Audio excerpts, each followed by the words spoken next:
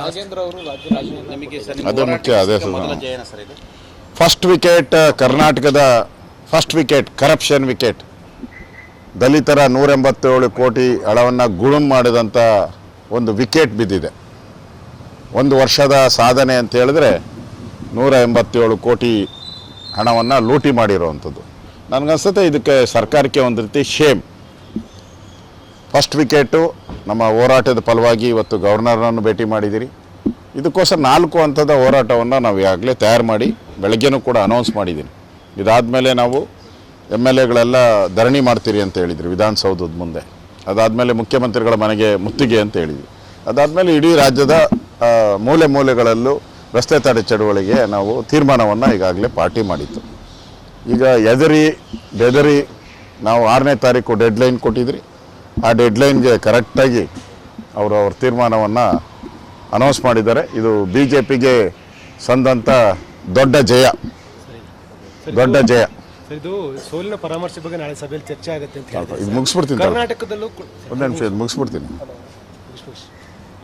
ಈಗ ಈ ಹಣ ಎಲ್ಲೋಗಿದೆ, ಯಾವ್ಯಾವ ರಾಜ್ಯಕ್ಕೆ ಹೋಗಿದೆ, ಈ ದಲಿತರ ಹಣ, ನಿಗಮದ ಹಣ ಯಾವ್ಯಾವ ರಾಜ್ಯಕ್ಕೆ ಹೋಗಿದೆ, ಡೆಲ್ಲಿವರೆಗೂ ಹೋಗಿದೆಯಾ, ಎಷ್ಟು ಹಣ ಹೋಗಿದೆ, ಯಾವ್ಯಾವ ರಾಜ್ಯದ ಚುನಾವಣಾ ಪ್ರಚಾರಕ್ಕೆ ಹಣ ಉಪಯೋಗ ಮಾಡಿದ್ದಾರೆ, ಇದನ್ನು ತನಿಖೆ ಆಗಬೇಕು. ಇದು ಪಾಪ ನಾಗೇಂದ್ರಂದು ಭಾಳ ಕಡಿಮೆ ರೋಲ್ ಇದರಲ್ಲಿ. ಪಾಪ ಅಮಾಯಕ ಅವನು. ಯಾರೆಲ್ಲ ಇದ್ದಾರೆ ಸರ್ ಇದರಲ್ಲಿ? ಅವನಿಗೆ ಒಂದು 20% ಸಿಗ್ದಂಗಿಲ್ಲ ಅವನಿಗೆ. ಯಾರು ಸರ್ ಇದ್ದಾರೆ? ಈಗ 80%. ಯಾಕಂದರೆ ಯಾರು ಫೈನಾನ್ಸ್ ಮಿನಿಸ್ಟರ್ ನೋಡ್ತಾರೆ? Chief minister. ಹೌದು, ಸಿದ್ದರಾಮಯ್ಯನವರ ಒಂದು ಕಣ್ಸನ್ನೇ ಇಲ್ದಿರ ಇಷ್ಟೊಂದು ದುಡ್ಡು ಕೋಟಿ ಬ್ಯಾಂಕಲ್ಲಿ ಹೆಂಗೆ ಟ್ರಾನ್ಸ್ಫರ್ ಆಗ್ತೈತೆ? ಸಿದ್ದರಾಮಯ್ಯ ನಡಿ ಈಗ ಶುರು ಮಾಡೋಣ. ಕೇಸರಿಯಿಂದ ಮನೋಲ್ಲಾಸ ಮನಸ್ಸು ಮತ್ತೇರಿ ಕುಣಿದಾಡಿದೆ ನೋಡು, ಮನಸ್ಸು ಮತ್ತೇರಿ ಕುಣಿದಾಡಿದೆ ನೋಡು. ಕ್ಷಣ ಕ್ಷಣವೂ ಆಚರಿಸಿ ಕೇಸರಿ ಹಬ್ಬ. ವಿಮಲ್ ಬಾಯಲ್ಲಿ ಹೇಳಿ ಕೇಸರಿ. ಹೌದು.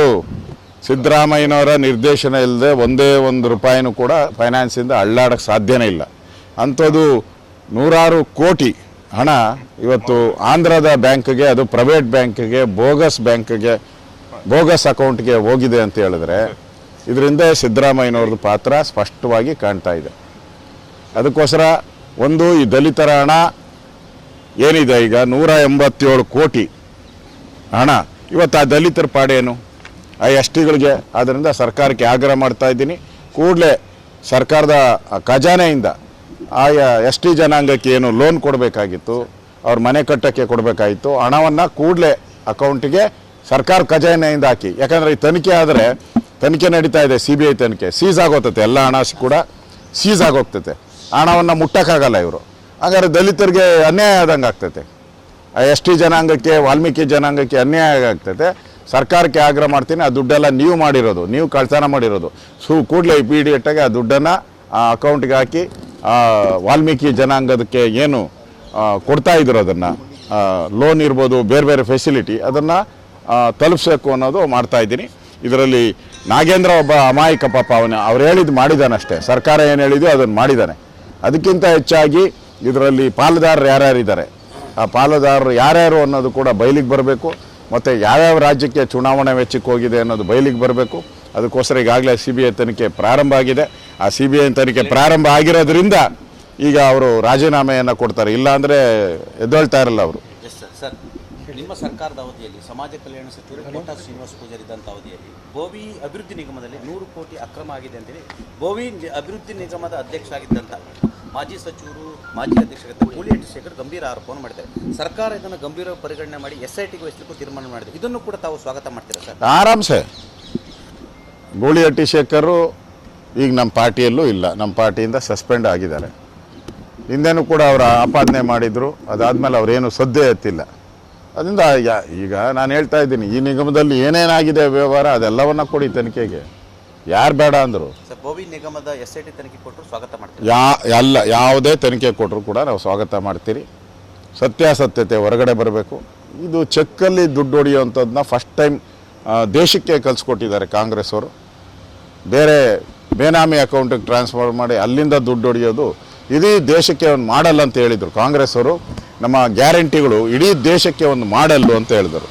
ಇದೇ ಮಾಡಲನ್ನು ಇಡೀ ದೇಶದಲ್ಲಿ ಎಲ್ಲೆಲ್ಲಿ ಕಾಂಗ್ರೆಸ್ ಇದೆ ಆ ರಾಜ್ಯಗಳು ಈ ಮಾಡಲ್ನೇ ಉಪಯೋಗಿಸ್ಕೊಳ್ಳಿ. ಚೆಕ್ಕಲ್ಲಿ ದುಡ್ಡು ಹೊಡೆಯೋದು ಹೆಂಗೆ, ಚೆಕ್ಕಲ್ಲಿ ದುಡ್ಡು ಮೋಸ ಮಾಡೋದು ಹೆಂಗೆ, ಚೆಕ್ಕಲ್ಲಿ ದಲಿತರ ಹಣವನ್ನು ಲೂಟಿ ಮಾಡೋದು ಹೆಂಗೆ ಅಂತೇಳಿ ಇಡೀ ದೇಶದ ಎಲ್ಲೆಲ್ಲಿ ಕಾಂಗ್ರೆಸ್ ರಾಜ್ಯ ಇದೆ ಆ ರಾಜ್ಯಗಳಿಗೆಲ್ಲ ಇವರು ಟ್ರೈನಿಂಗ್ ಕೊಡಲಿ. Thank you sir.